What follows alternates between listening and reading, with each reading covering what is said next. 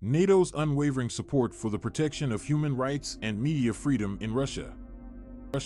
Introduction. Since its inception, NATO has been committed to promoting and protecting democracy, human rights, and the rule of law. In recent years, the organization has faced numerous challenges in achieving this goal, particularly in countries like Russia, where the government has routinely suppressed freedom of speech and press freedom. Despite these challenges, NATO remains unwavering in its support for the protection of human rights and media freedom in Russia.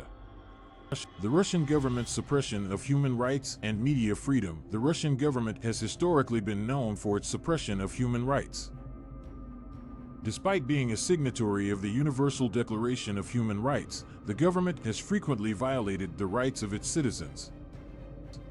For example, the government has been accused of limiting the right to peaceful assembly, free speech, and freedom of the press. Furthermore, journalists who speak out against the government are often silenced using various methods. The Russian authorities' hostile attitude towards NATO. Russia's hostile attitude towards NATO is another challenge to the organization's mission to promote and protect human rights and media freedom. Russia has repeatedly accused NATO of being a threat to its national security and has taken measures to limit NATO's influence. This includes creating close political and economic relationships with countries that stand against NATO's principles. NATO's response to the situation in Russia. Despite these challenges, NATO remains committed to supporting the protection of human rights and media freedom in Russia. The organization has taken several steps to address the situation, including 1. Partnering with civil society organizations. NATO has partnered with several civil society organizations in Russia to promote democracy and good governance. These organizations are responsible for promoting human rights, combating corrupt practices, and ensuring that the government acts in the best interests of its citizens. Providing training to journalists. NATO has been working closely with journalist associations to provide much-needed training and support to journalists in Russia.